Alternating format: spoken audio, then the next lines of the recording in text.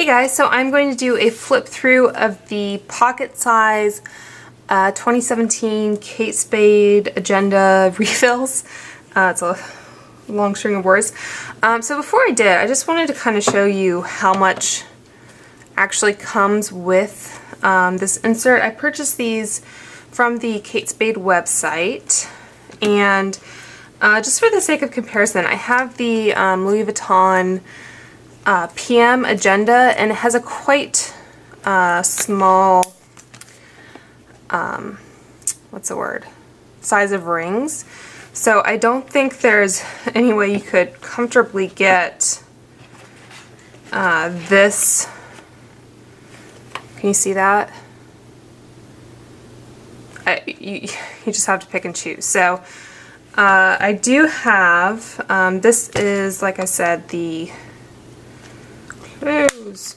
I don't really use this one, which is, I know, a terrible waste and a shame, but this is what I use kind of as my go-to carry with agenda.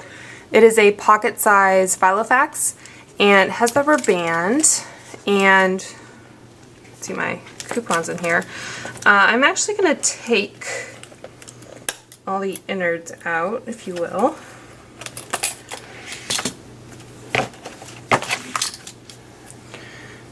And find a place to put those. Okay, so you can see the rings are quite a bit bigger, hopefully, on the Filofax. So I thought it would be easier to flip through inside a binder. So whether or not I keep all of these pages in is one thing, but okay, it looks like we're at least close.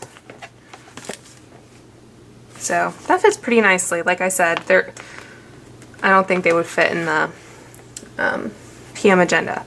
Alright, so this is the first page, pretty foiling. I think in the past couple years, I've been a bit disappointed with the Kate Spade inserts, but this year I feel like they kind of stepped it up. So I did a flip through of a large agenda that is not ring bound, it's spiral bound. So this one begins in January, the other one began in August, so that would be a 17-month agenda, I believe. Anyway, same artwork. It says January coffee and donut, and this is what the months at a glance look like. The weekends are split boxes, not my preference, but for a kind of on-the-go planner like this, it's not as big a deal. The whole point of this is to be kind of travel friendly and compact. So no lines here, it's just all open space. So I like to jot down, I don't know, like if a movie that I want to see is coming out or anything like that, a makeup item, that sort of thing. And there are lines down here for notes. And it does have like week 2, etc. down on the bottom there.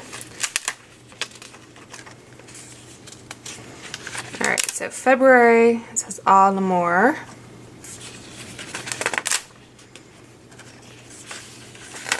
So they're sticking together quite a bit. March, reservation for 2.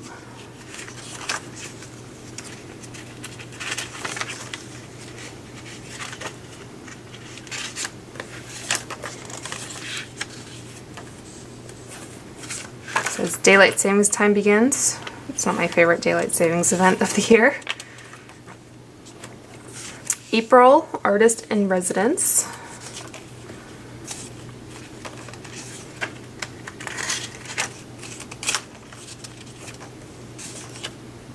So if you can see an italicized, let me zoom in just a little bit. Nope. It's a bit better.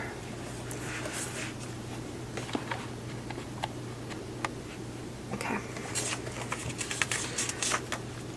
So May says, "Don't be like the rest of them, darling."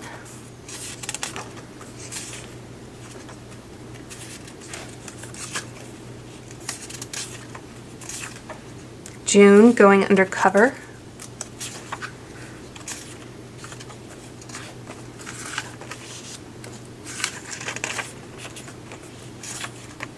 July, Off the Grid.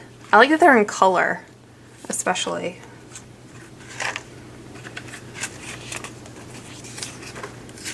Bastille Day.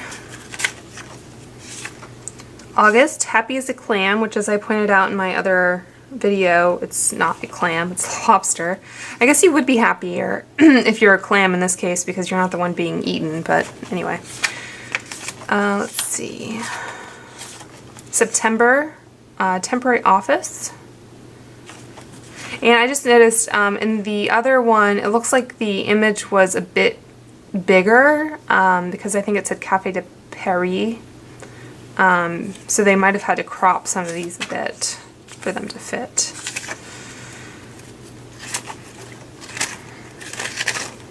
October, looks like a raven. It says On Suspense, I think.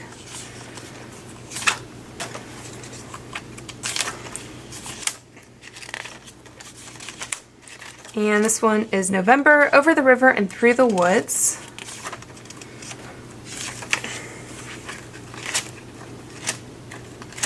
December, Why Hello There. Mistletoe.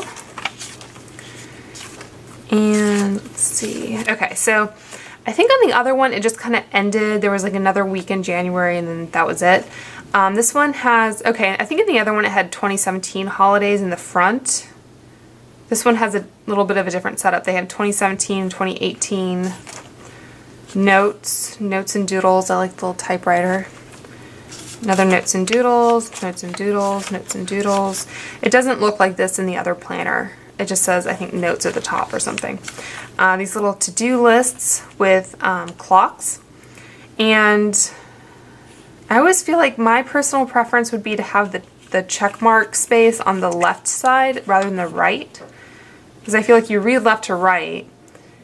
And if you're just, you know, quickly scanning down to see what you don't have checked off, then you want to be able to do that. I don't know. It's just my preference. But I am not a designer at Kate Spade, obviously. Birthdays, name and birthday with the cake. The other one had like a celebrations page, I think. Birthdays. I ended up taking a lot of these pages out, especially birthdays, because if anything, I'm going to put it in a Google Calendar so it, you know, repeats every year. To do, I might use notes, I might use, or just take some of them out to conserve space. Restaurants, I have used this somewhat, especially if you're visiting a new city. It's good, you know, if you want to do some research ahead of time, or even in the city you live in, or if you live in a city, if you hear of a new restaurant, you want to, you know, kind of file it away to for later use. You know, you could do that here. So it has a cork for champagne. I mean, if it's a restaurant you go to, you know, twice a month, you probably don't need to write it down. Restaurants, addresses. I think very few people use these types of pages anymore. You know what they should replace this with? I mean, there's quite a few address pages. They should make this a password page for different websites. I think that would be more useful. To do, and notes are, I think, pretty eternal. Birthdays, in restaurants, you know, you just heard my thoughts on those. But yeah, addresses I think is kind of antiquated. So anyway, I hope you guys enjoyed that little flip through. And if you'd like to see more videos from me, please subscribe, and I will talk to you soon. Bye.